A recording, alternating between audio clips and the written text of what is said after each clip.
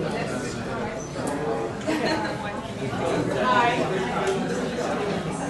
All right, everybody, good evening. And thank you so much for coming to tonight's event, sponsored by the Stanford Program in Law and Society. And my name is Agnes Tom. I'm a third-year JSE candidate here at Stanford Law School and co-president of the Stanford Program in Law and Society. I'm going to say just a couple of things about our program before we start. So the Stanford Program in Law and Society is a student-run organization. We've been around since 2011. We aim to showcase law and society scholarship to the law school and encourage discussion about it. We're particularly interested in questions of how law shapes society and conversely how society shapes law. And we're intrigued, for example, by questions of how legal order can be found in the most unexpected and surprising of places, like in the middle of the Nevada desert and Overland. So we're very excited about tonight's event. I'd like to call on our faculty sponsor, Professor Lawrence Friedman, to introduce our speaker. Professor Friedman is a leading figure in the Law and Society movement. He's one of the field's founding fathers. Has written prolifically on a wide range of topics, including crime and punishment, legal culture, human rights culture, family law, privacy, to name just a few. And his works have been translated into almost every language. He's been an advisor and mentor to many of us here, including, I believe, our speaker, Manuel. So please join me in welcoming Professor Lawrence Friedman.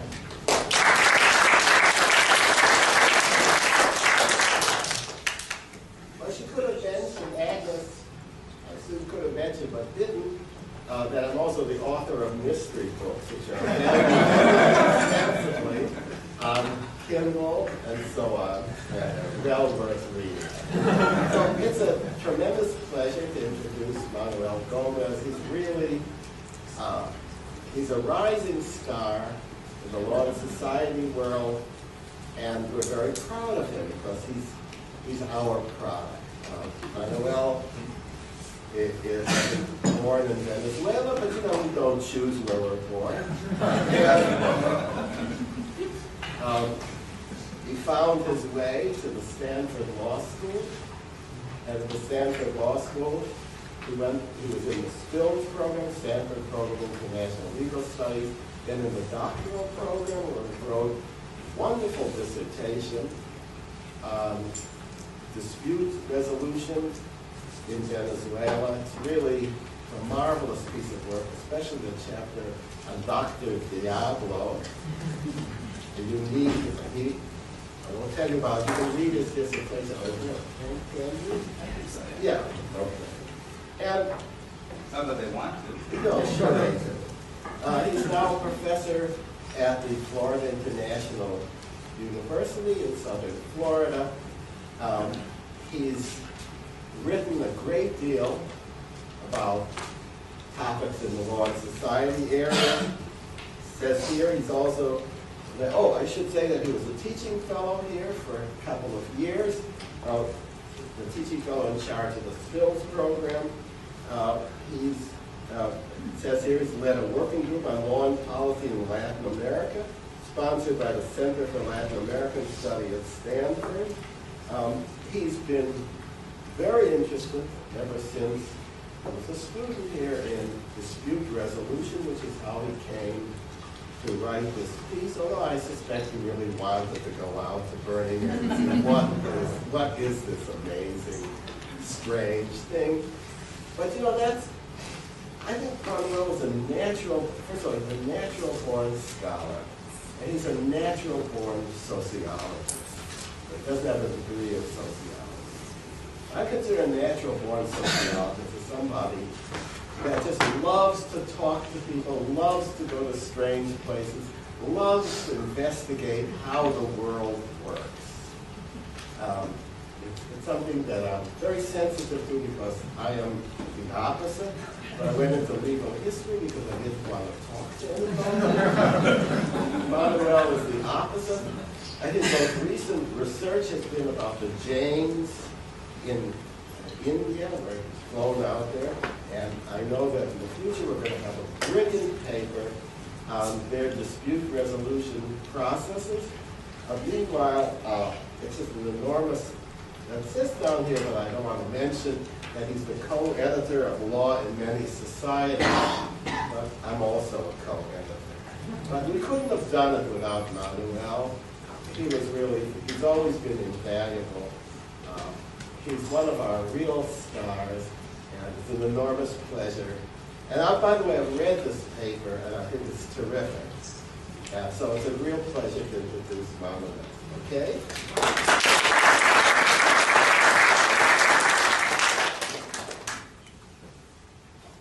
I have to turn this on up front.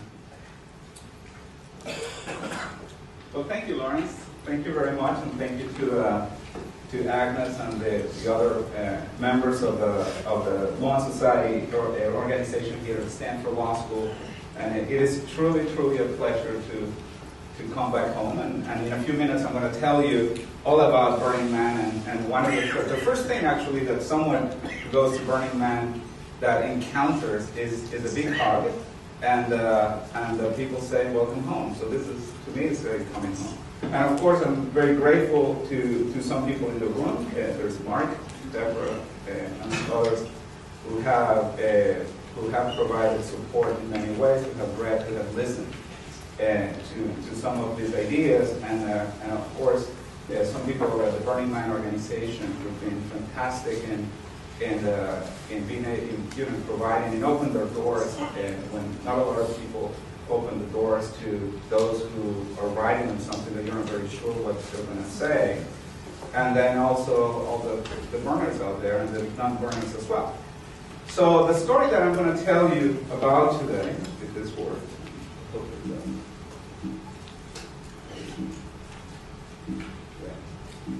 think I can, where's the, okay.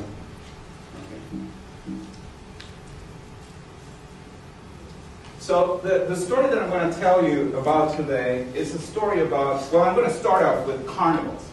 And I'm not going to talk about the cruise line where people get sick when they eat their food, but I'm going to talk about the plain word carnival. And carnival, when we talk about we're going to a carnival, and we think carnival, we close our eyes and we think Rio de Janeiro, we think Mardi Gras in New Orleans, we think the San Fermines in Pamplona, we think Venice. And all these places, which are very, very different. The other picture there is a place called the Gathering of the Juggalos.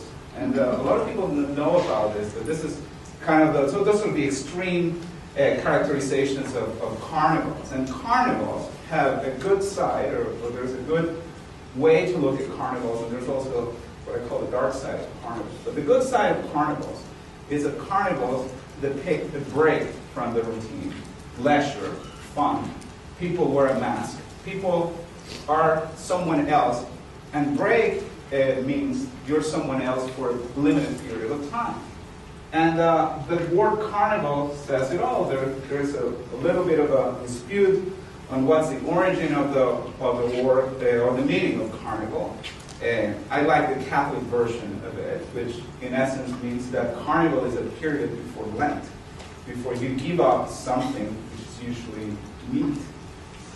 So carnival means the giving up of meat. The last time you can have meat before you give it up, because you're sacrificing, you're offering a sacrifice for the purification of your soul, and so on and so forth. So carnivals are a period of outlet. And there has always been that idea that when people go to Mardi Gras, when people go to Pamplona, and actually the running of the bulls, the San Fermines, is a really interesting carnival to look into, because Pamplona is one of the most conservative cities in Spain. Very, very conservative, Catholic. And for a week, for a period of a week in July, the city turns upside down. And it has become a fascinating, very interesting. I also had to go there and look at it to be able to contrast it with this. So it's interesting field research.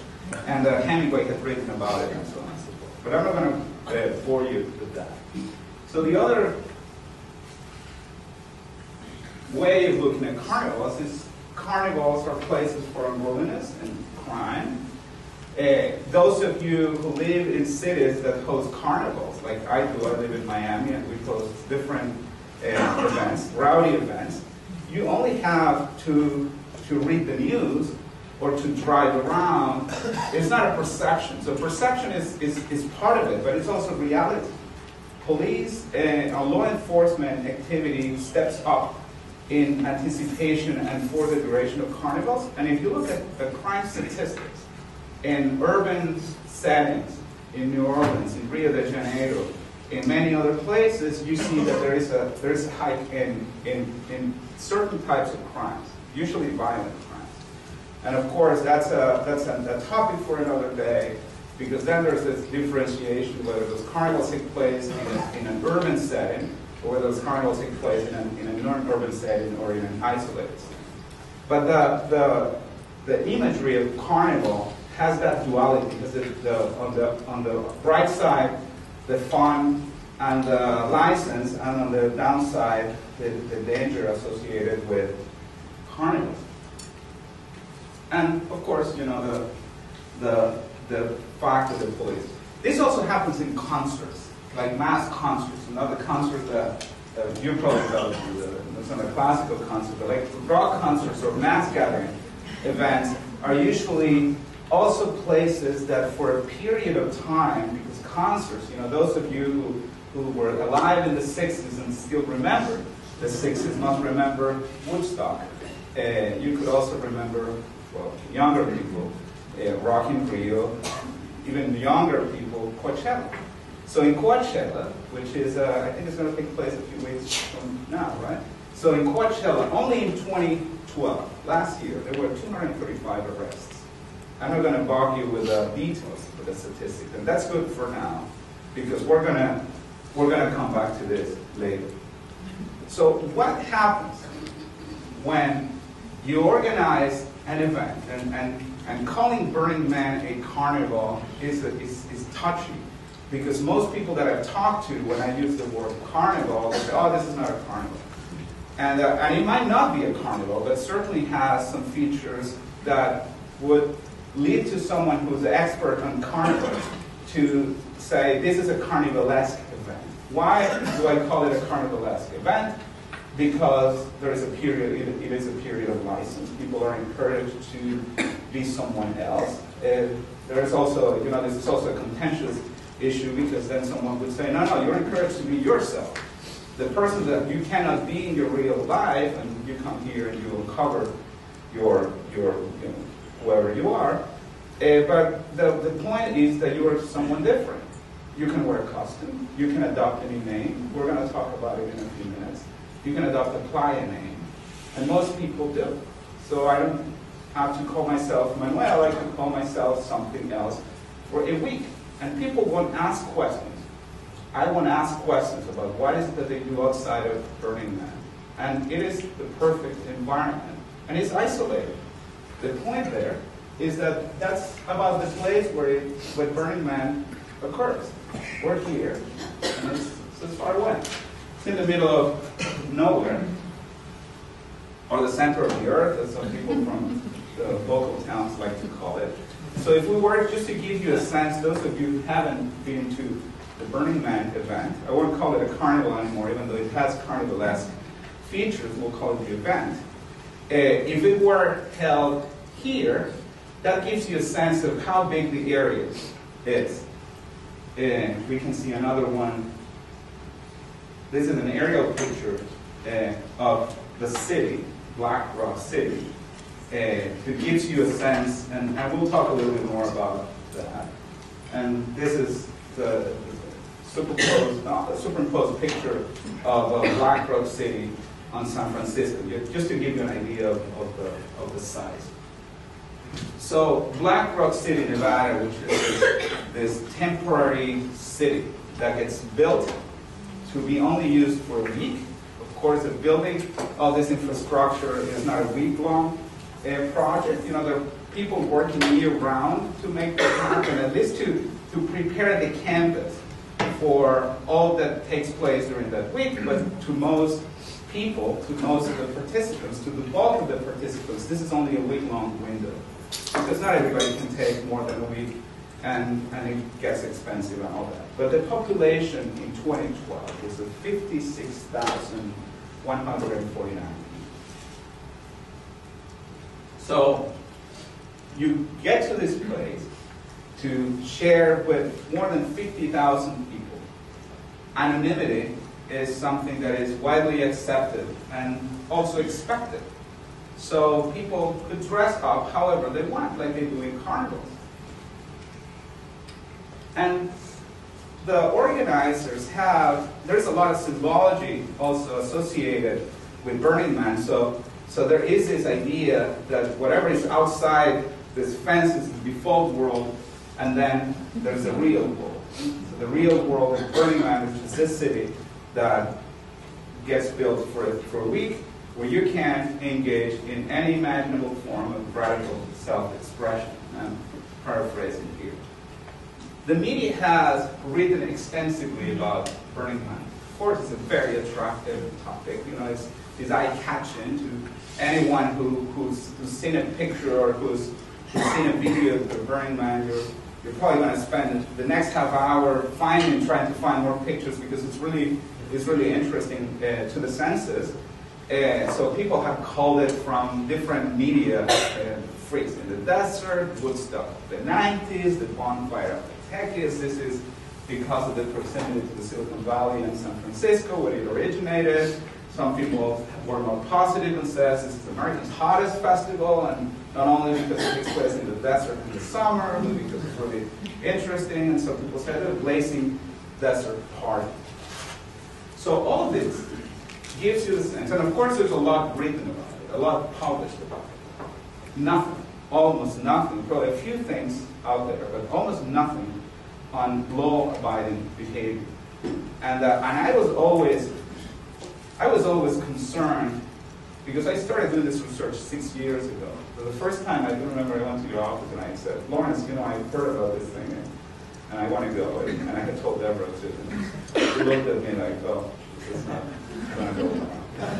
And I went, and it's been a recurring theme, and I've been finding more and more things, and I have been able to compare it with so many other events, and I think it answers it helps illustrating a fundamental question for us, those of us who are interested in law and social structures and social culture too, of what is it that drives people to abide by norms, or to obey the law, or to follow the law.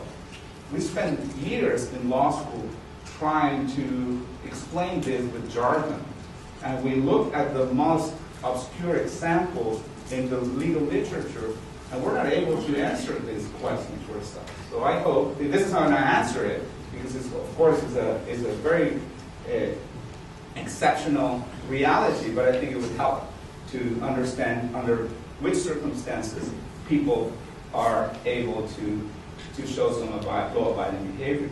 Because so far, what I have shown you about carnivals and then about Burning Man, you imagine, you say, well, 50,000 people in the desert for a week. You could dress up however you want.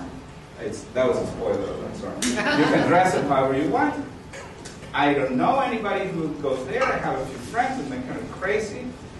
This is a breeding ground for chaos. This is going to be dangerous. I might die there. And you know, it's a reasonable fear that people have. They say, am I going to drive 6 hours to get to this place where I don't know anyone, where people are going to be wearing a mask, not even telling me their names? I don't even know who they are. So this is a perfect environment for chaos. And some of the media depiction of Burning Man, I think the wrong depiction of Burning Man, has been on that.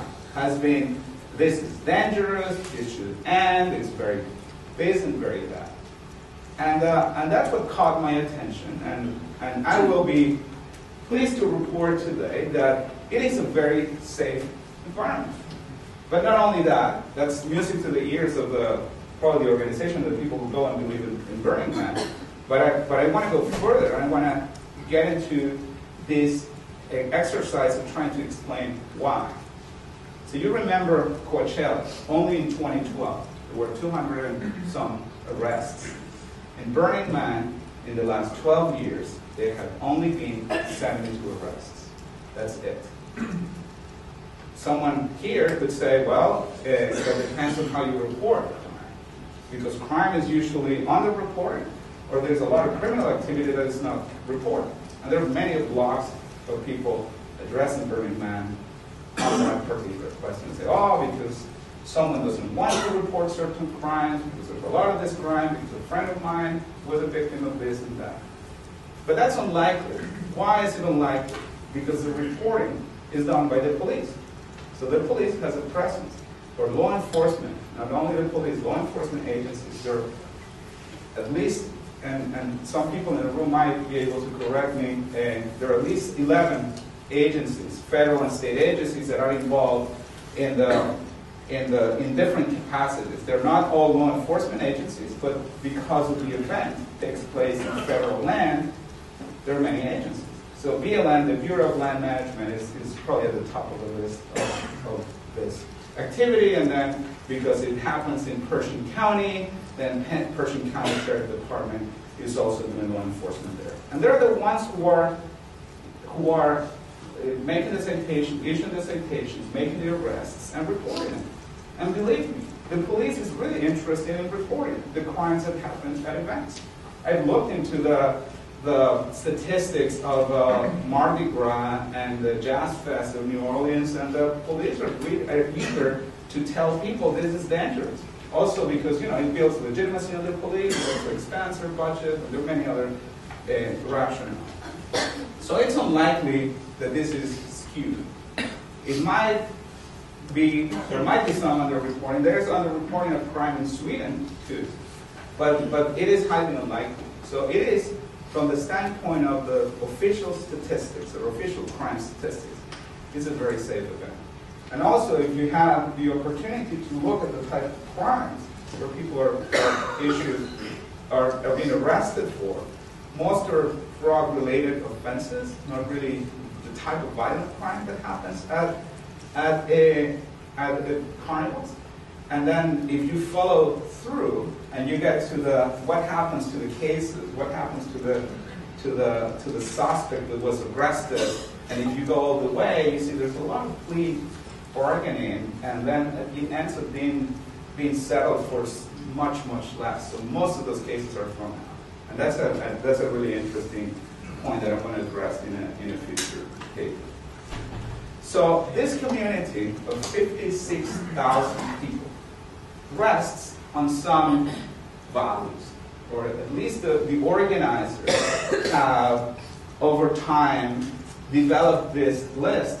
And it's really interesting because I think up until 2004, the characterization was that these were the 10 Commandments. And I do remember still the survival guide, which is what you get when you buy your ticket, of 2004 talked about the 10 Commandments. And the list varies. But the most current one, and now they're called principles, so they're not commandments anymore, are these ones that are on that screen. Radical inclusion, meaning that no one is excluded from Burning Man, even if you're someone who doesn't look like a Burning Man type, you should be allowed into the community. And this is one remarkable feature of this community. Even if you're not the type, because there's no type. Radical self-expression means generally that you are allowed or encouraged to express yourself in any way. Carnivals do that. Radical self-reliance, so there's a lot of radical here, but radical self-reliance, in essence, means that because it happens in the desert, there will be a very basic infrastructure for you, but you are allowed, you have to, it's not that you're allowed, you have to bring arrange for your own transportation, you have to bring your own shelter, a tent, an RV, or whatever you're gonna sleep in, and then your food, because no one will sell anything to you. So it's a really interesting. It's really interesting that after, talking about radical self-reliance, I'm going to tell you about civil responsibility. Leave no trace is federal policy since the 1970s, probably. Gifting is something that this community prides itself for, and in essence what it means is that people are encouraged to give whatever they want to give. You can give a hug, you can give a service, you can show people how to mix drinks, you can give people a keychain, you can do many things. And gifting is not bartering. And there have been interesting tensions in the community. At some point in early stages, people tell me, when people thought that giving something meant I have to get something in return. But the community didn't want that, or the organizers didn't want to encourage that. They wanted to discourage that. Because they said, this is not a commodified environment. In fact, one of our principles, and that's the next one, is decommodification. That means that this is a no-commerce place. No one can be sold or bought in the premises. The only two things that are sold are ice, very good ice, and coffee, excellent coffee. Of course, when you're in the desert for the week, excellent coffee. And this is very unusual, and this is not what happens in most other carnivals. And we're going to get into that. So most other carnivals, even the non-commercial carnivals, are commodified. If you go to the San Fermines in Pamplona, which is a non-commercial, it's a religious a carnival, and the neckerchief that you wear around your neck, you buy it at a store, and you can buy all these trinkets and souvenirs, and the San Fermin drink, and this and that. None of that at Burning Man. Then there is this idea of communal effort. And I'll get back to this, because the event gets built by a community. And this community comprises everyone.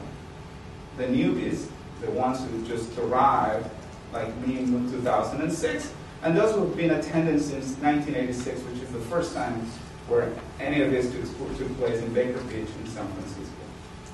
Then participation is attached to that, and this idea of immediacy, that everything happens, that indirect contact with others is important too. And we're going to see some of this. So, gifting, I've talked about that. This is just a picture of one of the intersections, just to show you that this is it's really interesting because it's a real city that gets built with streets and intersections and camps, and this is just one of many camps, and their camps are much more sophisticated than this. And these people were offering massages, and this idea of radical self-reliance. You see long lines of cars with U-Hauls and campers carrying water and food and other stuff, and bikes are very important. And it evokes, and this is a metaphor that we're going to use later on towards the end of the talk, it evokes the Overland Trail. Those who were heading west. In 1849, the 49ers, they did something similar. Of course, they didn't do it for a week. They didn't do it for fun. They did it because they wanted to explore the West.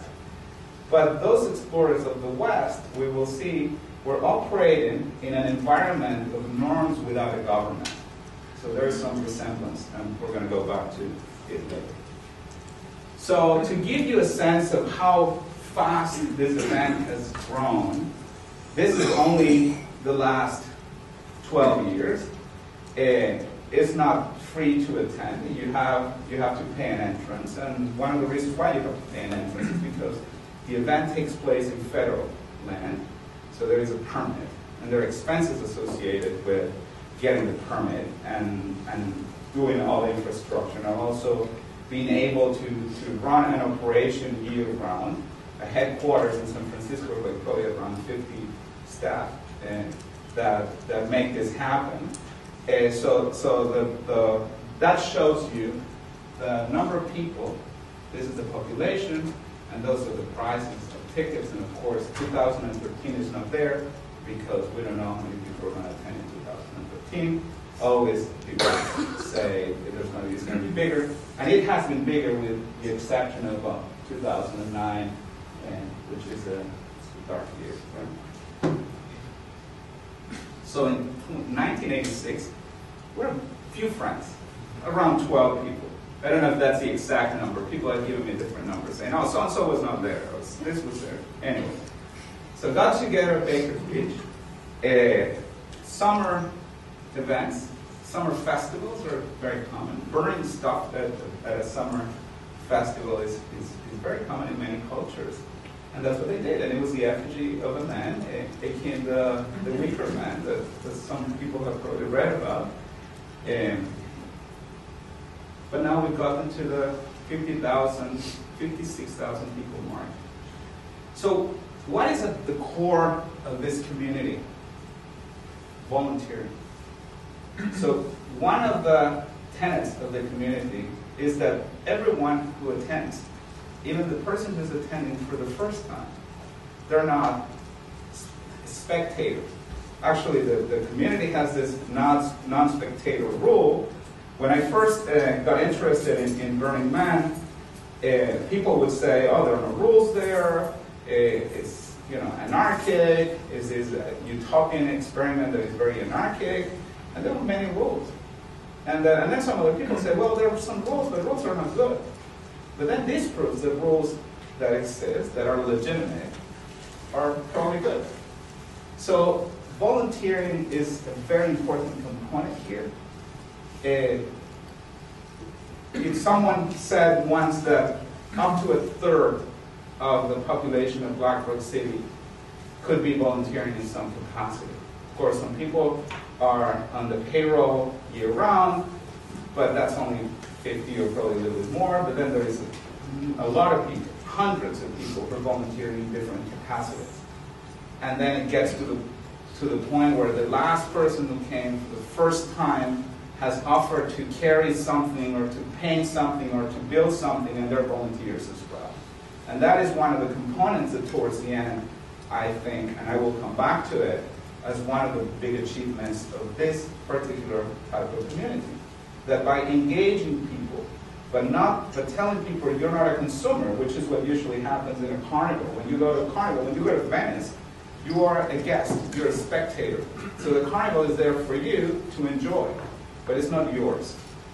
Here, you arrive at a city, you get that hug, people say welcome home, and this is for you to continue building. So you don't arrive at a city that is completely built. You arrive at a city that is halfway. Sometimes, if it's a very productive year, it will be halfway done. But most of the times, it's not even halfway done. Of course, the basic infrastructure will be ready, but most of it will still be a work in progress. So when you are not just a consumer, but a producer, or as someone said, a prosumer, so a producer and a consumer at the same time, the connection with the place where you're volunteering and you're producing changes. And that makes you a citizen, not only a citizen, but a citizen who's making this. And that has very important implications in fostering cooperative behavior with the law. And there's a ton of research done on police techniques of engaging the citizenry, engaging citizens. And in essence, all the studies have shown that when police is approachable, people tend not only to help the police by reporting, calling the police and saying there's a robbery in this street because they feel like the police are doing a good job, but also by people doing a little bit of, I wouldn't say law enforcement, but behavior reinforcement in view of the police. But this is a different thing because this is not a police community. This is people cooperating not to enforce laws, but for a project, and as part of the mix, you also enforce norms. So volunteers are all over the place, and one of the volunteer groups that is the subject of what I really got into is the Black Rock City Rangers. So it is a group that was created back in 1992, and the function of the Rangers back in 1992 was really a search and rescue function, because at the time Burning Man was not that sophisticated. It was in the desert, but people actually got lost in the desert. So the Rangers were created by community members, by burners, to find those lost souls and help them come home. Actually, I quote that and use it as one of my section headings, because I think it's really interesting how it has evolved, and the name came not from the baseball team, the Texas Rangers, but the the Texas Rangers, the law enforcement people. And the interesting thing is that this is not a law enforcement volunteer organization. Far from it. Actually, Rangers are discouraged from mimicking law enforcement, from dressing like law enforcement. You cannot look like a cop. You should not look like a cop. You should not look like a event security, sorry. Because you are there, because you're a member of the community, you're a volunteer. So you're one of them, you're part of the social fabric. They do wear uniforms because it makes them be easily identified in the eyes of the community. You know, there's khaki jackets and the hat, and there's a radio, and people wear kilts or shorts or different things, and they decorate themselves as all the burners. So you blend in. You blend in with the desert because you're dressed in khaki. You blend in with the community because you're wearing all these trinkets and you look cool. So that's important because Rangers are not only mediators, and they're trained. You have to undergo training, and I didn't believe this, and I signed up for Ranger training once, and I did it, and it was really interesting because I arrived to this training, and I'm the only one who's dressed. I think I'm dressed normal, but I was abnormal in the room, and I'm thinking to myself, what am I doing here? I had been at the Gould Center here at Stanford doing dispute resolution training, and people don't really, look like that. But then when someone started speaking, it was fascinating. It was people with professional backgrounds, with real life experience, with a not only a highly sophisticated understanding of dispute resolution in theory, which we scholars, pride that we know it all, but in reality, people able to deal with extreme situations, someone's under the influence, what do you do with them?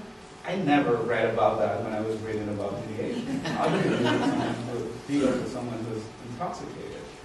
And it's not that the community encourages that people are intoxicated, far from it. As we're going to see later, the community warns people that breaking the law is not acceptable. That if they do something that is illegal, because that is federal land, and there is police out there, that you are breaking the law. So the community doesn't encourage that. It says, well, it doesn't encourage and doesn't condone the use of drugs, for example. But it's really interesting how it enforces positive behavior, but the general perception from people who are not part of it is that it enforces negative behavior. So Rangers are buffers. People see Rangers as part of them, as part of the community. When there are conflicts, and I document, I've witnessed many instances of Ranger intervention, and then I group them into three categories just to give a flavor of what type of cases I saw Rangers being most effective. And one type of cases were noise disputes, people blasting the sound, in the middle of the night, and someone wanted to sleep. There are some regulations in Black Rock City, but not everybody follows those. So Rangers were called in sometimes to intervene and to be active listeners and conciliators and have people reach their own solution, which is what people in the dispute resolution literature talk about all the time. Then the other type of disputes were boundary disputes, because the lines between private and public property are blurred.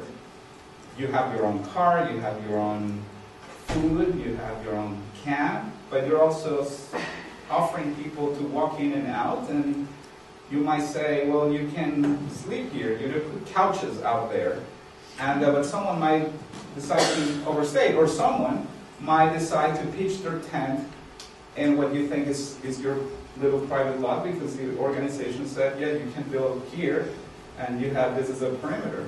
And there were some of those boundary disputes that I found very interesting. And the third category of disputes that I found very, very interesting were dealing with lost bikes or stolen bikes. But you really don't know if they're stolen until the end, that they're lost. And that's really interesting. Even in urban settings outside of Burning Man, bike theft is a very complicated issue to deal with. So people taking a bike thinking that is a gift in the name of the game here, so I can take this bike and use it for 5 minutes, but it's not your bike. And rangers were very good at dealing with some of these issues. Or the Yellow Bikes, which is this community bike program mimicked after a very successful program that started in the Netherlands a long time ago, which are these community bikes that you can use, but you're not supposed to take them. They're not souvenir bikes. So there are instances when people say, oh, I want to take something from Burning Man, so this is perfect for it. So there are rules, as I said. In the back of this is an old ticket. I have this collection of different tickets from different years, but this ticket was particularly interesting because the big letter said, "You voluntarily assume the risk of serious injury or death by attending." These lawyers are responsible for that. We all know that. But then all this, you don't do this, don't do that. So there is law enforcement. It's not lawless. And there is law enforcement officers. And they're called LEO within the Burning Man community. And there are many layers between LEO and the Rangers. There are at least probably 3 layers, and this is the inverted pyramid. And then the Rangers have this organizational chart that is very cleverly called the scary spider, because it's scary when you don't know what all the positions or all the people who are involved there are. But what that shows, and I'm not going to bog you down with that, but what that shows is that it's a very complex web of layers to get to not really, I wouldn't like to say the bottom of the community, because it's a community that prides itself for being an egalitarian community. There's some really interesting socioeconomic differences, and I won't get into that. That's the next paper. The social hierarchies at Burning Man, but it's not visible. The volunteers, or the people from the organization, which is now called the Burning Man Project, I think, for the last 2 years, so it became a non-profit a few years ago, so it's a gift back to the community, from the founders to the community. So people who are higher up are not visibly different from other people. Of course, there are many layers between you and someone who's at the top, but it doesn't to the naked eye, it's not possible to distinguish it. People wear some wristbands, and there's some laminates, and then when you've been attending for a while, you know who's who and what kind of colors mean what. But it's really nondescript, which is unlike many events. When you go to a concert, and when you go to another carnival, the big laminate that people wear, the important people, says VIP, or all access. There is VIP and all access, I'm sure, but it's not really visible. It's not in your face. And that's one important thing. So there's crime at Burning Man. The police deals with crime at Burning Man. But then, that's not really what makes people obey the law. And there is a ton of literature on dispute resolution, on social control, which for those of you who are not in the law business or lawyers or law students, social control usually refers to this external enforcement of the law by official agencies. So the literature on social control, which deals with the police and what the police does, is almost in agreement that the police cannot do all the job. The police cannot enforce all the laws. And I always give my students this example, and I said, if we all agree, and not people in this room, I said, well, I'm not denying that this ever was suggested here, if we all agree to disobey traffic laws, to run the red lights, but the whole city decided to do it, there wouldn't be enough police officers to give tickets and to pull people over. Even with the traffic light cameras, it's not even causing a dent, because you would be able to punish people, but then the other conversation is the effectiveness of the punishment. If the ticket is only $50, but then I saved my job by going to this meeting, then I happily pay for the $50 for the ticket. So it's not deterring behavior. So law enforcement is not effective, it's very expensive. The law enforcement agencies need cooperation from the community. Absolutely. Even if there were hundreds and hundreds of more police officers at Burning Man, and according to the same organizations that are deployed, the BLM and the county, at some point they had said, oh, we have enough people. At some other points they had said, no, we don't have enough people, we need more. And that's a hotly debated issue, and there's also litigation connected with that, so I won't talk about that issue. But law enforcement couldn't do it, even if you had 500 cops. That's not the reason why you would have a peaceful community. So going back to the volunteers that make up a third of the population of Black Rock City, that work and help in any capacity to make all these wonderful art installations a reality for people to use and play and enjoy. A lot of this art makes it back to cities.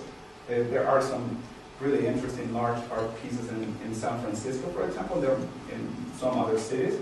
So the Burning Man project also sponsors these outreach projects to the community. There's one called Burners Without Borders that does a lot of disaster relief. It started with, I think, Katrina, and then it has evolved. Every time there's a big disaster, not only in the U.S., but outside of the U.S., in Haiti, for example, there were Burners Without Borders. And when Hurricane Sandy hit the East Coast, there were Burners Without Borders there, too. And then there's the Black Rock Arts Foundation, which is the sponsor of art activities, like long-term type of thing. This is the community or the project giving back to the community. So, going back to what you really came to listen to me say, because so far what I've done is tell people who are not really familiar with Burning Man what is Burning Man about. And those of you who are very familiar with Burning Man are probably about to stand up and leave because you said, well, he's saying stuff that I already know, and probably he's saying stuff that I wouldn't. That's not how I would characterize it, right? But what's my take on this? What I think is going on here. But let me tell you first how people also characterize Burning Man. How people have characterized Burning Man. Some people have said Burning Man is utopia. Utopia, as we know, is an idea that refers or relates to a society that we don't have now, the perfect society. The society that we probably will never have, but we wish we had. And some people have even ventured, the risk takers, or the smart, or the twisted, or however you want to call them, they have ventured into creating utopian societies, experiments. It is really interesting, and there's a whole body of literature on utopian societies or communities, and more recently on communes, that in the US, historically, there have been hundreds of utopian experiments since the 1700s. The last time I saw a list of utopian experiments that someone had come up with, there were more than 700, almost 1,000 utopian communities defined with all the elements of utopia, and then there were all the other ones in the margin were in the thousands. There are still some utopian communities. Why is it that I think that Burning Man is not a utopia, even though some of the ethos or some of the ideals of the community are of utopian nature? You know, we're going to build this perfect society, is utopian. Because utopians require long-term commitment. All the utopian experiments that have lasted something, and they have ended, they usually ended because the long-lasting commitment was not working anymore. But the long-lasting commitment needs sacrifices from the individual members of the community. Because in a utopian society, the individual is not important. Important is the community. The individual gets erased. You're a little ant that is building this big community, and you're not as important. And you have to show, you have to be able to commit to the society by giving up. And not giving up just meat or chocolate or something for a week, like people do in Lent, but giving up your own freedom, your own body, your possessions. There's an interesting wave of litigation, all of litigation of utopian members. I think, what's her name? I forget now. Carl Weisberg, who wrote about the litigation involving people who wanted to get out of these utopian societies, trying to recover their properties they had given to the community, and realizing that the community was not really delivering what they wanted. So it was really interesting about how people use the legal system to correct the wrongs of. They were utopians. They said, we believe that these utopian ideals are important, but those are the wrong people to execute it. So we want our property back so we can go and join another utopian community. Then it takes us to say, okay, utopia, not. There is an array of studies done on, social legal scholars have done this, on intra-community social control, and something that people like to call private ordering, which is, in essence, what it means is that these are systems that operate outside of the state, outside of the purview of the state. And then you could ask yourself, well, why is it that you're talking about burning land? You said that there's a lot of police, there's a lot of regulation. Why do you say that this is an instance of private ordering? And the reason why I say that is because not all instances of private ordering means that there are communities that are completely outside of the law. But there are communities that, even though they're under the influence of the law, that the formal or the official law is not the most important.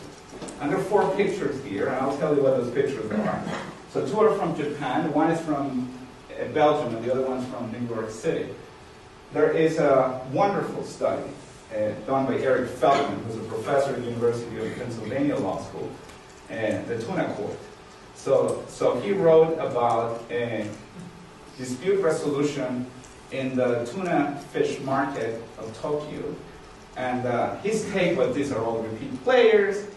People have said that all these communities that are close-knit communities where reputation is very important, and put reputation on one side because we're going to go back to it with respect to Burning Man. He says, well, they work not in the shadow of the law, but they work because of the law. And there is an ordinance in Tokyo that makes this dispute resolution happen. So then someone else, a while back, had written about sumo wrestlers and the organizations that sponsor sumo wrestlers and how they solve disputes in the world of sumo. Then an interest, a research that is dear to me, even though this was a platform for what I'm doing now, was the wine and diamond dealers. And so the 47th Street one is New York. That's a diamond district in New York, where it is widely known that the Hasidic Jews, who are the core of that community, solve their disputes by using arbitration, which is a form of dispute resolution that involves a private adjudicator, like a judge, but it's a private one, member of the community. This doesn't go out of the community. No one knows. Lawyers will never touch those cases. Lawyers will never touch sumo cases, tuna cases, diamond cases. And the other picture is in Antwerp. Antwerp, I didn't take that picture, so I was feeling bad for the gentleman covering this, but someone sent me that picture. But it was actually had better pictures of Antwerp, but not of Hasidic, because I'm interested in the Jains, the Indian merchants, who, by the way, don't use arbitration, but are conciliatory people, and they use consensus building in the diamond trade. But the common element here is that in all these communities, reputation is what matters. If you have been doing dealings with someone for 20 years and you defect, defection or non-cooperation is tantamount to death. Not death in the sense that you're going to be killed physically, but it's worse than that because you're going to be left alive, but it's a commercial death. No one will ever deal with you. And those systems work well because they work based on reputation, well, they work because of reputation-based sanctions. And this is not possible at Burning Man. Why? Because anonymity is the name of the game at Burning Man. If I can call myself someone else, and I can cover my face with a mask, then my reputation is not at risk. I can do whatever I want to do, because no one knows that this is me who's going to do what is going on. So what's really puzzling about Burning Man is that most of the literature on outside the state type of dispute resolution has said this works well because people have reputation, because their name is on the line. Guess what? You go to this place for a week, you dress however you want.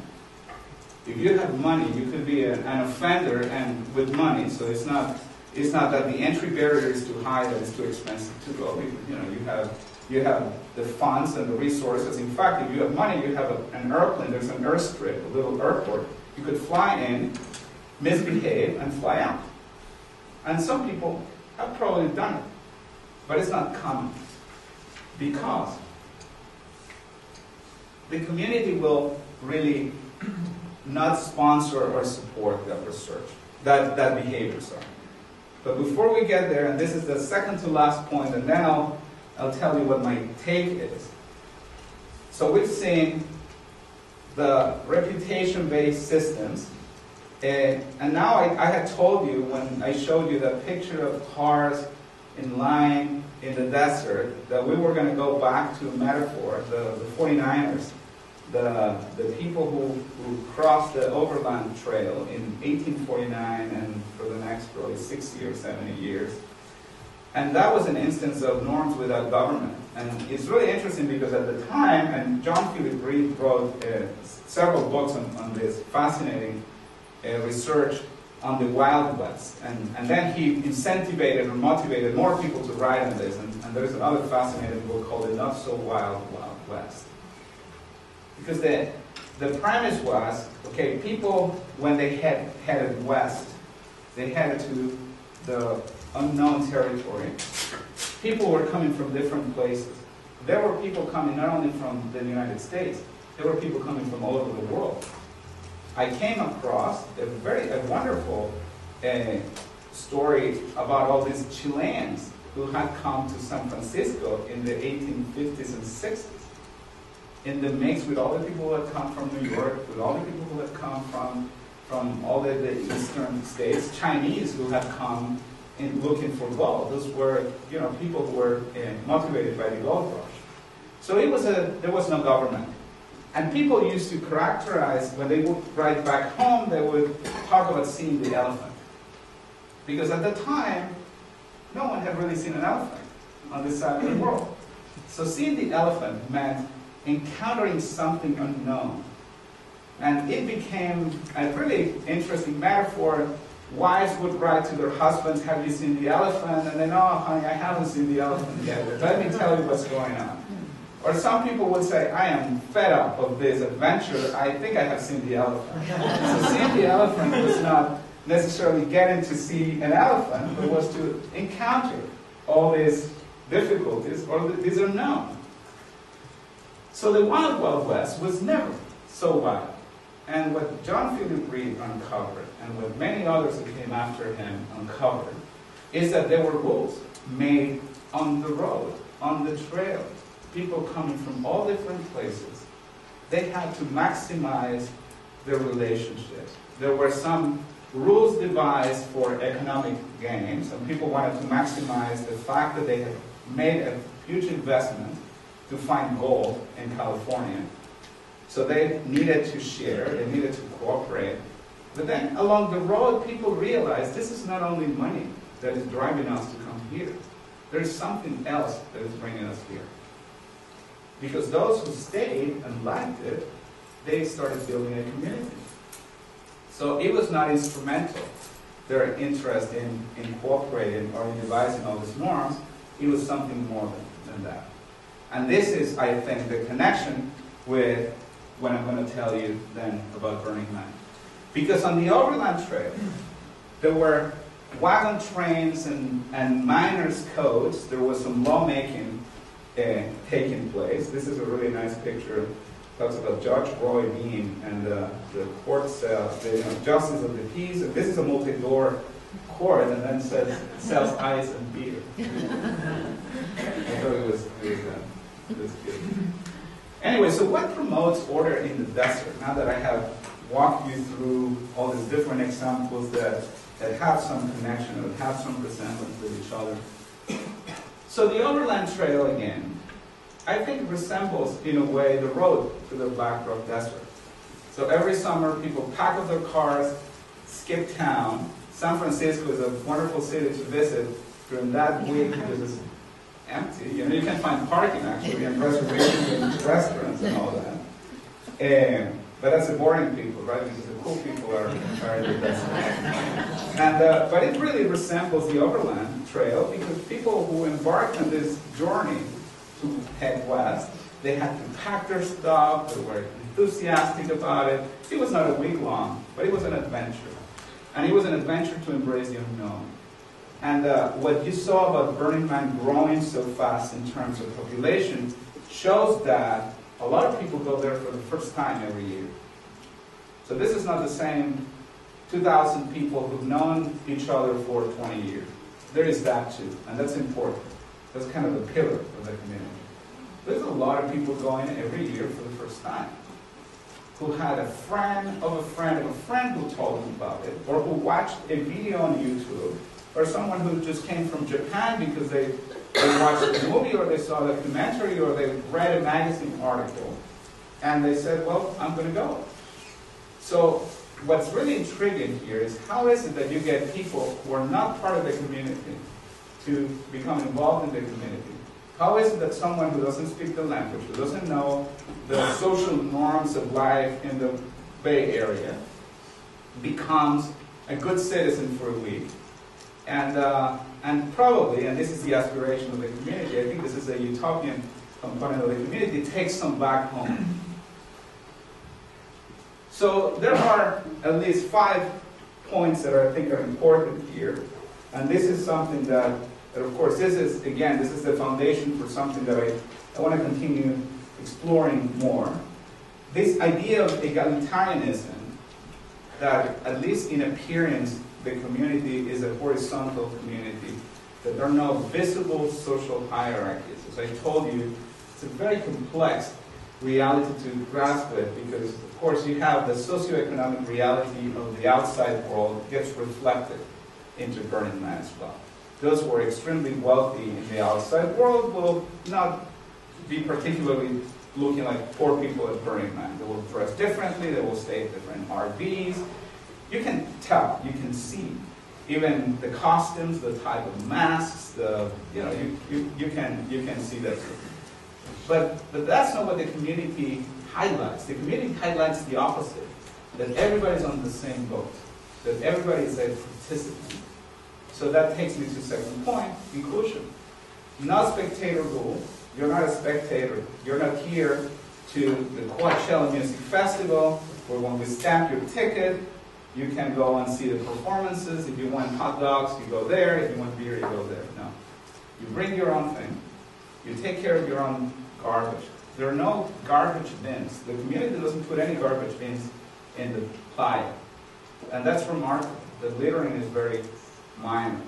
Well, people who stay after the event might say, well, there's a lot of picking up after. There's a lot of large objects. There are a lot of bikes that are left after the event. But if I showed you the graph of how does it look after, because the project does an assessment after the event, it's a fairly effective way of using land, because the land is sometimes even better than how it was before. So there's a lot of social motivations to cooperate. Then the third point is that some of these long-standing groups, the 2,000 people who've been going for 20 years, they're committed as a group. In that sense, it might resemble utopia, because there's some sacrifices. Some people live in communes and then they go to Burning Man. There's some people work together and they go to Burning Man. The corporate sector has also done retreats at Burning Man, which is something that I don't think the community is particularly keen on letting it happen, but you're an inclusive, radical self-inclusion.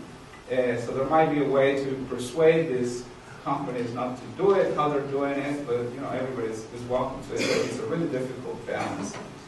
But then those who come, the newbies, the virgins, as people call them, they also develop this sense of group commitment and loyalty. Because once you're told you're now part of this, there is, and it's not for a material gain. We're not going to pay you. You're not going to get anything material out of this. You might get lunch sometimes, or a drink, but that's it. So it's really an interesting way, and I explained that at length in the paper, of developing group commitment and loyalty. Then there is this emotional and affective predisposition. Social psychologists have been grappling with these issues for a long time. The effect of arriving to a place that when someone tells you welcome home and gives you a hug, changes your attitude completely. That's not how we're greeted at the airport. Even though the customs agent, and this happened to me last week, I was flying in from Europe, and when I go through customs and he says, welcome home, and I said, that's interesting that you said that. He says, why? Welcome home. And of course I didn't engage. But it's not the same welcome home. It's a different welcome home. He probably does it because his manual said that you have to say welcome home to people, or he was probably genuinely a nice person. But this is not the same welcome home that you would probably get from the greeters. And then the last one, which is a really important one. The positive values, those 10 principles, those 10 principles that have the adjective radical this and radical that, they're not so radical. They're really principles that show positive values of mainstream society. And I think there's nothing wrong with that. Even though some people might say, the utopians who are part of this community say, no, that's not mainstream society. Mainstream society is twisted. These are higher values than the values from mainstream society. So take, for example, Leave No Trace. Leave No Trace is a federal policy, even before Burning Man existed. But society as a large, mainstream society, hasn't been able to effectively have people comply with the Leave No Trace policy or principle. You go to a national park and you see Leave No Trace. And it's not because Burning Man people are going to hike at a national park, but because it was a policy. And there's a long legislative history of the Leave No Trace and all that. But this is a community that have used those values, have given those values some twist, and have infused those values into a community. So I think that's a positive in itself, and that's one of the reasons why there's not resistance to embrace what Burning Man is about.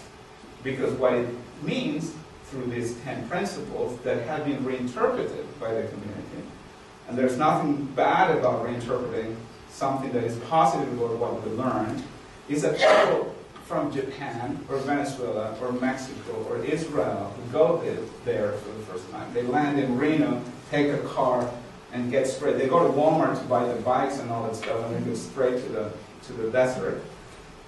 This resonates with them. So those 5 points, I think, are key. Those 5 points, I think, are important beyond Burning Man. I think Burning Man is an interesting example that allows us to explore a very colorful community, a very extreme type of event.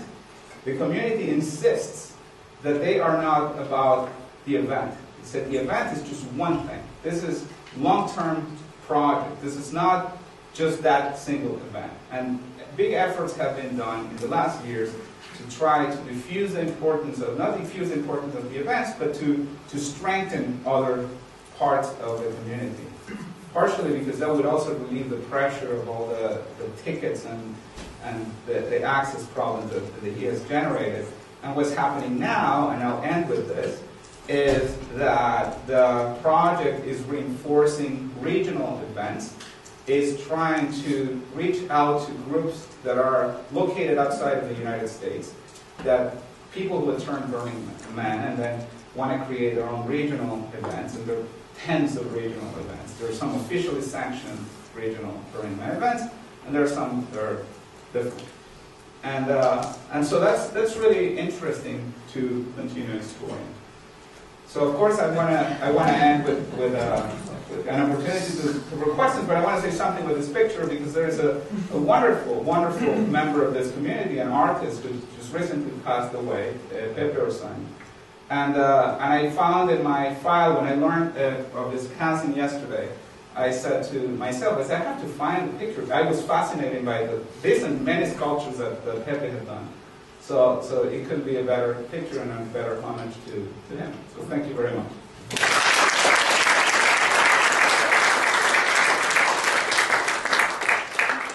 So we have at least 10 minutes for questions. We have set up mics there. Perhaps first I have to start us off and then people can start lining up at the mic. It's a wonderful presentation, Manuel, and really a vote for me as somebody who's never done this. You can go now. There gave me some sense of the event. But as you went to your last slide on, which was in a certain way, why does this work, having rejected some of these other suggestions, one of the things that isn't on the slide, but that I wonder about is, does it work because it's only a week? So you take people from, certainly speaking from the US, from a culture that, in my view, rejects many of these principles, and by your description, by being welcomed into the community, they absorb these norms and actually act on these norms without there being some heavy police presence making them do this. Do you have any thoughts about how many of these people do this thinking this is just for a week? I can go back to my default society in which everybody is not equal. Many people are proud of the fact that they're better than other people. Everybody is a consumer, etc., etc. What do you think of that? That's an excellent observation, and I asked that very question.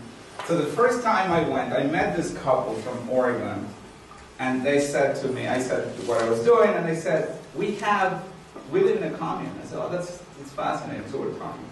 And they said, I said, explain to me, how is your communal life? And they said, it's like this the year round. Why don't you come and join us?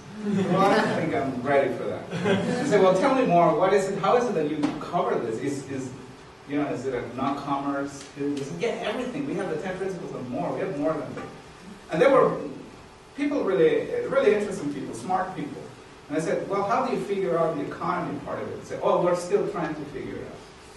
And what that told me, without trivializing their kindness in opening up and telling me about this, is that it is hard, if not impossible, to aspire to bring all this together and say, okay, now let's create it. And then my long conversations with people who've been involved both in positions of authority, even though they would like to see themselves in a position of authority, but they are influential members of the community, and people who are not, essentially people from all walks of life, is that they really came, the realists. Of course, the dreamers were always thinking that but there are dreamers everywhere. But the realists have come to terms that this is not replicable, and the desire is not to replicate it, but the desire might be a realistic way of looking at this, to permeate society, to bring some of this back to society, some, not everything, and infuse some positive values in society. And I think that's what the project is trying to do when the project sponsors the arts, for example. This is a little snippet of what Burning Man is about, but to mainstream society. You have competitive bids, you have to help an artist get the bid together so the city of San Francisco can buy his or her art. The educational outreach programs. I didn't talk about education. There's all these interesting talks on pedagogical techniques in Burning Man, even in school for children and things like that. But then the outreach, the Burners Without Borders, for example, which is community helping in crisis people who have been trained as rangers, who have been trained in fire or medical, who have gotten that training because of Burning Man and have learned to deal with situations in the desert, they were able to go to Katrina and help rebuild things. So I don't think those who are leading the community see this as it should happen everywhere, but they see this as the hub for ideas, to bounce off certain ideas and then send them out and see if it happens. And that's what this entrepreneurial generation is about, in a way. You were there first. Okay. Hi. So thanks a lot for the really interesting talk. So I have two questions. Yeah, and one question is, so you mentioned various reasons why Burning Man is actually working and how it works. And how about dependency? So I was thinking that the people actually, they get away and they really need to like pack all the stuff and go to a desert, which is really in the middle of nowhere. And is maybe the reason why they are abiding to laws are really kind of dependency? So that's the first question. And the other question is, are there some social norms or implications that we as a society can learn from Burning Man, or maybe just even make like concerts better or carnival situations better? I'll answer number 2 first, and then I'll go to number 1. So right before we started, I was talking to someone in the audience who was involved with the organization about something that I had heard. When I talked to people inside of Burning Man, and then I also tried to interview people from other festivals to get a sense of, to try to differentiate them. And there's a long list, and I didn't have time for that. And someone said to me recently, oh, we're trying to get some of the Burning Man to consult for us because we want to assess all this risk management. And then I met someone who does assessments like the corporate sector and all that. And I don't think he has ever contacted Burning Man. This is like a big company, but he mentioned to me, he said, you know what? My boss has been asking me to get in touch with the Burning Man people because we deal in some of our fields with some crisis. So Maybe you should turn it up. I should turn it up. Yeah. Okay, so to deal with that, so I think that some of that might be happening. It might be hard to detect or because people are usually not forthcoming with that respect. But then the dependency, there are 2 theories on that, and that was one of my first, not my first idea, but one of the first questions that I came up with. It was, is it really happening because we're all in a misery, in a situation of need, and we need to help each other? And I started looking at some people who've done research on crisis situations, and there are 2 ways how people react. And apparently the way how people generally react in situations of crisis, and not necessarily sharing and cooperating, but becoming selfish because there's only very little water. This is mine. So people get probably more entrenched in their own world than in sharing with strangers, because you don't know the strangers, and that's how our society generally operates. And so the dependency factor is a tricky one. But then I understand what you said, that when we are all in the same boat, we better get along because we're here for the fun, and so we better get along. But I don't think people in Carnivals are very rational about that. So when people go out to drink and wear a costume in New Orleans, people are not really thinking about, let's maximize this and let's have everybody have ice so we can have our drinks cold. So it's a different mindset. There might be some of it, but it's hard for me to pin it down as a main driver for people to cooperate. Thank you. Thank you. Hey Manuel, thank you so much for that. So we camped together and with the Census Project, which is a survey that we collect there. And I forgot to thank you. Oh, no, not asking for thanks. Census. But I was actually wondering about sort of the entire premise that there is less law breaking at Burning Man, you have your data on citations and arrests, but one, perhaps could it be harder to enforce the laws there? And maybe that could be the reason that the data goes that way, especially with the sort of barrier of the rangers, the ranger system. It might make it easier for people to get away with drug use or something like that. Because at least in my experience at the festival, at least 50 or 60% of the people that I know used illegal drugs of some sort. And as a follow-up, maybe the census data could give us more insight into self-reported law-abiding behavior. Do you think there's a role for that? Right. Well, and actually, the part of the census. So I didn't say anything about the census, and I should have. That's unforgivable. So there is a census, but it's not really a census; it's a survey. But because this is a real city, it has to be called the census. And the census is a really interesting project of people who are doing academic research on Burning Man. There's a group that is informally called the Burning Nerds. And I don't know how they overlap, but in any way, so there's this group, and of course the organization has an interest in some of the data that gets shared. So there's a census, and there were a couple of questions that I included in the census, and I'm writing about that because the tabulations, as you well know, were not ready, and you have to run all the statistics analysis and all that. But in a second paper that I'm writing on this, I address that specifically, what people report, because one of the interesting things about this census is that unlike the real census, people volunteer information that they would not volunteer in the default network. Socioeconomic information, some educational background. Of course, there might be, some of that information might be skewed because people might be just lying outright and saying, I'm this and that.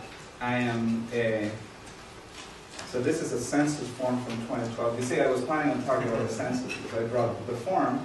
So it's a very comprehensive, this is a 2012 survey, and then it has a card in the back that people were asked to, it had a URL and an access number, so there were other questions that were asked online, and the census camp had the challenge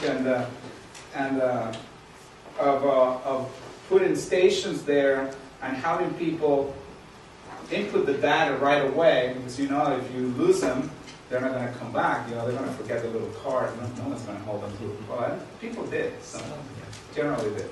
But the census will be a very interesting way of looking at. But it was difficult to ask people law-abiding behavior questions because it was tricky to ask someone. You tend to break the law. Because usually, even if you report, I make $300,000 a year, and I do this and I do that. That's the type of information that you would not like to volunteer. But and drug use is a very tricky. It's a very tricky one because there's a big debate outside of Burning Man whether the policies toward in the context of the war on drugs should be softened or not. So anyway, thank you. Hi, Manuel. Thank you for your presentation. And I think my question, as you were talking, and because maybe I'm Brazilian and kind of familiar with Carnival now that, although I look at your picture and see that you have much more Carnival experience than I have, even though. But you have the ultimate one from Brazil. Yeah, although I have never been there anyway. But what I was thinking is that in terms of population, like participants, it's kind of relatively small compared to other examples that you mentioned, like including like festivals like Rock in Rio and others, which have like which started since the beginning like huge in terms of participation. So, do you think that could also explains why maybe it's easier to control for this kind of crime-related aspect? So, because there is a combination of all these aspects that you described in terms of all the principles, and the collaborations that go on there, and relatively small number of participants, even though it's like 50,000 now. It could work better than in other places or festivals that already started like huge with like 1 million people or 7,000 people per night, something like that. Yeah, but even if you look at events, and I should have brought I have a big chart that one of my research assistants helped me putting together with the small events and big events.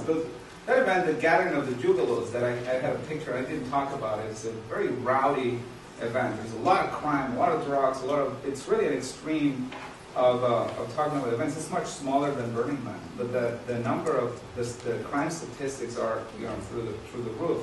So there might be a difference when you look at, there are different variables if it's urban or not. So urban carnivals are hard to assess because, for example, in cities, when the carnival in Rio takes place, that exacerbates the local criminals.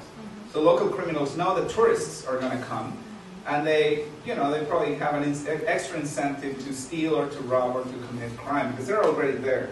So the cost of committing a crime is much lower than having to drive all the way to the playa to steal bikes, even though people have done it. So there are instances of law enforcement. I found 1 or 2 examples of law enforcement and Burning Man when rangers, with the help, the law enforcement and the rangers helped frustrate bike robberies. People with a big pickup truck, trying to load 20, 30 bikes, really nice bikes. There's nice bikes and not so nice bikes.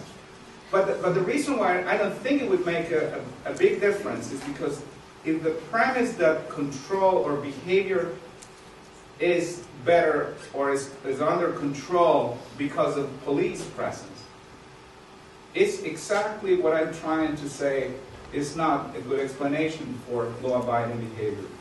Because even if there were 1,000 police officers at Burning Man, it's 1 per 50 people. I don't think that would make a difference on arrest. That might make some difference when you have much more police than you used to have, and people are kind of turned off than out. You have all these people in uniform, but that's not what really drives compliance with the law. That's not what drives compliance in the law in general. So cities are not safer because they have more police out in the streets. That certainly helps, but it's not to be overestimated on what makes people to be clean and not litter and do certain things or behave in certain ways that, regardless of whether there is any police or not. So the point here, and what I think really is illustrated and valuable about Burning Man, is that there is police. The police says we're enough people to do what we have to do. And as I said, there's a little bit of controversy about that nowadays. But the community is a law-abiding community regardless of that. The rangers, there's only a few hundred people. It's not that there are 5,000 rangers. There's only a few hundred. And they can't do anything. They can't do much, I mean. They work in pairs in these shifts.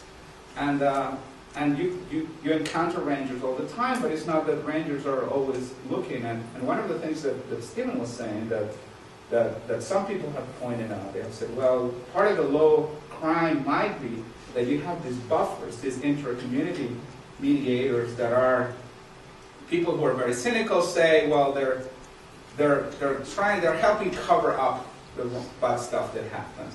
So turn a blind eye, tell people, do this or that, but that's not what happens. So that's why I needed to go and see the rangers in action, and I never saw that.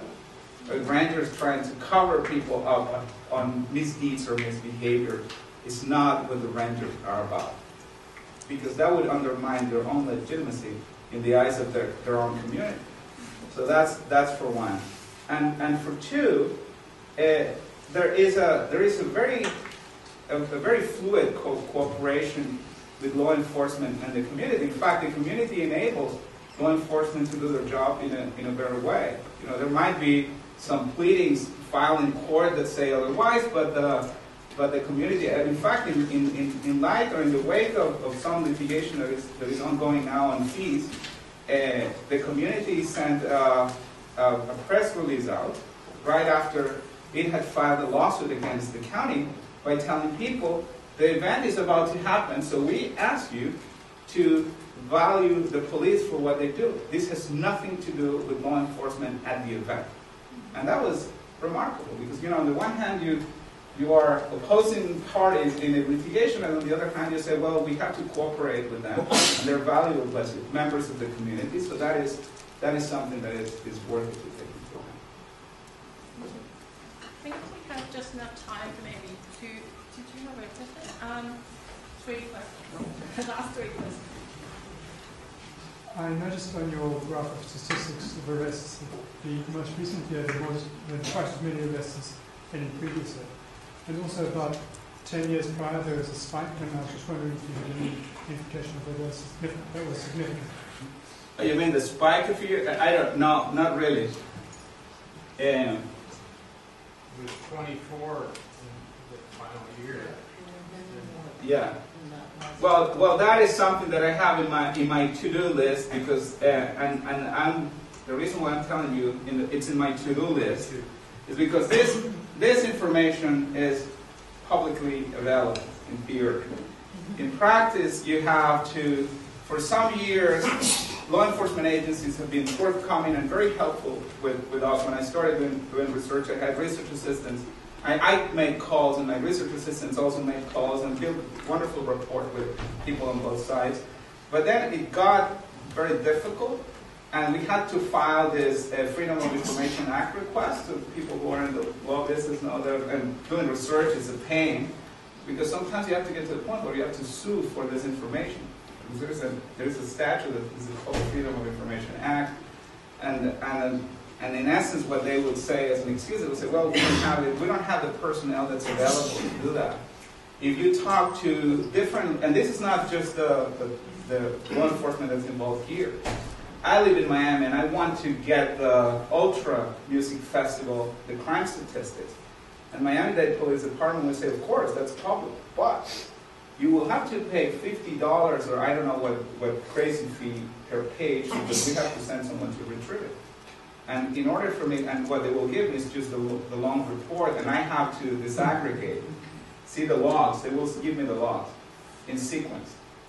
And the logs in sequence are, it's a really hard thing to do. But I will get to that. But I don't have the explanation for that as of now because of difficulties with accessing the data. Hi. I just wanted to say that everything you said certainly is valid, but there was one more consideration that came to me, and that's the kind of people who go to Burning Man. I mean, it takes what, between $200 and $300 to buy a ticket, then you pay another couple of hundred to rent a car. You have to buy a tent. Granted, it's going to be a crappy tent. Bike, even if it's a crappy bike. Food for a week. I mean, you end up with people who can afford to go to the desert for a week. And those are probably not the people who are going to be stealing crappy bikes from each other. So what you end up with basically is the conflicts you described, which is, somebody blasting music too loudly, somebody sleeping over on somebody else's couch, those kinds of problems. I mean, you won't necessarily end up with a lot of crime because the people who go there are middle to maybe even upper middle class. So then the premise, thank you for the question, so the premise is that middle class and upper middle class people don't commit any crimes and they're well behaved. And I've thought about that because it is a self-selected community. And actually I used to have a slide that I presented earlier in other venues and to my colleagues in my school about the self-selected community, and I have characterized at some point that, well, the community is self-selected. The census gives us that information. It's one of the most accurate reports that you can get from the census. It's a clear cut. People give you their zip codes, and you know where they live. The good zip codes and the not so good zip codes. People give you information about their education background. There's a large percentage of people who are college educated. People who have jobs, people who make more than $40,000, $100,000, they will disclose that, which is interesting. I would disclose that to anyone, not even to my bank when they call me, and they already have it. The people at Burning Man filling out these forms, and I had pictures that I took out, baskets of these forms being filled out voluntarily. And I'm thinking to myself, I don't think any of these people came for this. But they're doing it, and they did it at 3 in the morning. We were doing the sampling. We decided to do a random sampling this year. And people were out asking people to fill the short form at 3 in the morning, and people would do it. And I think the number of people who said no were very, very small. Almost no one said no. Sorry? I said it's the drug effect. Well, some were really, we have anecdotes on that, but some were and some were not. Some were just people trying to, so it is a self-selected community. But then if you look at crime outside of this event, if you look at crime statistics generally, there are many zip codes, the zip codes where these people come from. You could look at the type of crimes that are committed, and it's not necessarily someone who jumped over the fence and came and stole a car. So I don't think that's a very strong reason for saying people are good because they have money and they have the ability to take a break for a week. That might make an impact, because if I'm willing to make a sacrifice, we were talking about utopians and sacrifices that are made. If I have to skip my job for a week and invest thousands in my case, because I would have to fly and rent a car, and I don't want to drive the common car, and probably have to buy a bike because I don't have anyone with a bike there, so it adds up. But I don't think it's the main driver, because as I said, someone might be one celebrity that is completely rowdy could fly in, have their entourage cause havoc, and then leave. It happens in all the other concerts. In many of the other concerts or events that I have looked at, that is one of the big problems. The big celebrities, the frat boys, as someone has called some of this groups, say, well, they come here, they have money, but they're a mess. There's a low income ticket. Right. I received a low income ticket last year, so I went for very cheap. Right. So that's the other thing. Thank you for bringing it. So. And I'm not hungry. But that's something else, and I'll end with this. It's a really this idea of radical self-inclusion that the community has created this. There's these scholarships, and people apply for low-income tickets. And at some point, I don't know if the scholarship still exists, that people would be waived the cost of a ticket. You have to write an essay or have some compelling story why you think you deserve it and why you would contribute to the community. Some people hitchhike. You hear all sorts of stories, but of course that is not the bulk. But it also reveals that there are members of the community, and there are people who give tickets. I remember there was a year where I could go and I just posted an email, some post, and I said, I have a ticket, I'll give it away, and someone took it. And that person was able to go because of a free ticket. He or she got a ride with a friend, and if he or she was a criminal, they could have gone, done their stuff, and come back. But thank you anyways. Professor Jones had a question. Well, Ask it. thank you. It seems to me the control that you describe is very interesting, because normally in normal intercourse, a lot of probably the bulk of social control is exercised by a combination of a known identity plus the expectation of continued relations. And so I was curious about what you mean by anonymity. Does it mean this person has an identity that's known only for the duration of this festival, or can it change from one day to the next?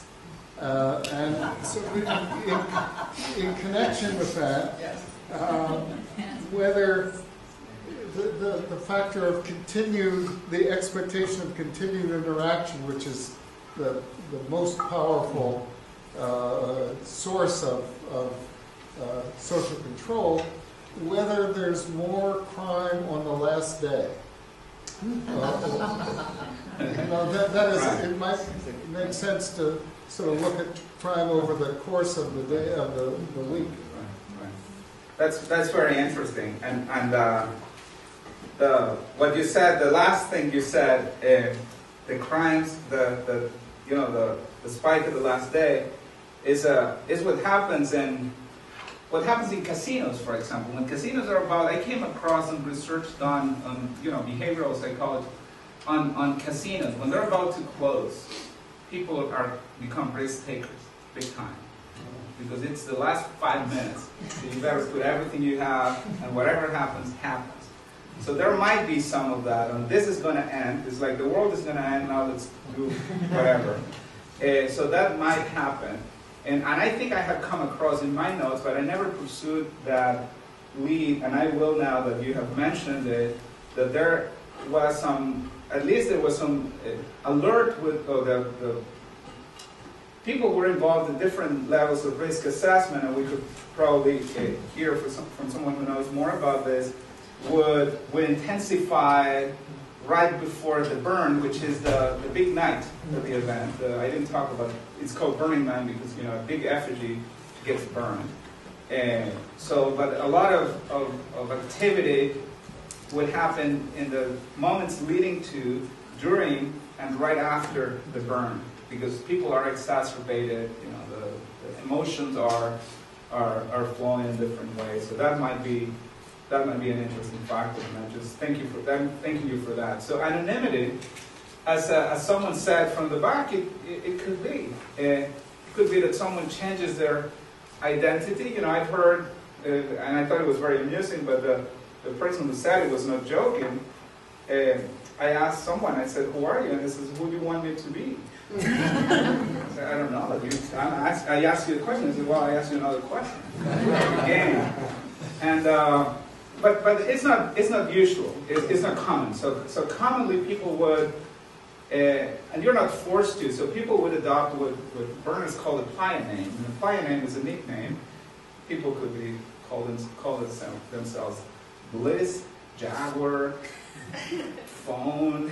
Of course, they're more creative than this. But people adopt their playa names in any way they want. And some people know each other by their playa names. And even they see each other at an airport. From year to year, and that will generally continue from year to year. So that is a counter argument to my idea of anonymity, because as you become a repeat player in the community, if you are Jaguar, you're going to be Jaguar, and everybody knows who Jaguar is. And among the Rangers, that's very common. So everybody knows who Danger Ranger is, for example. And Danger Ranger will never change his name because that's his identity within the community. And there's reputation attached to that. He's the founder of the Rangers, by the way. And there is a reputation attached to that. So that's interesting. But then what really intrigued me is the newcomers, the versions, the newbies. Because they don't have the reputational baggage. Because they can wear the mask and be called whatever and misbehave. And if we see the numbers of people attending, how it has expanded, the number of, where is it? It's down there.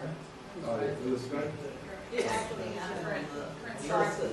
Yeah, but there was a chart. I think it was up. Yeah, you did, but it's on this one too. Right, but if you see the numbers of number of participants, you think it's multiplying. So what happened to the 3,000 people who came in 2012, and some probably came in 2008 and didn't come back until 2012. So, and I would love to know that. I don't know if the project knows that. It would be great to see, but the hypothesis is that there are a group of people who go for the first time. And those are the ones for whom reputation means nothing. I'm afraid afraid we've run out of time. I know there are different, I think there's still some questions. Please feel free to approach Manuel and give me your questions. But thank you all very much for coming.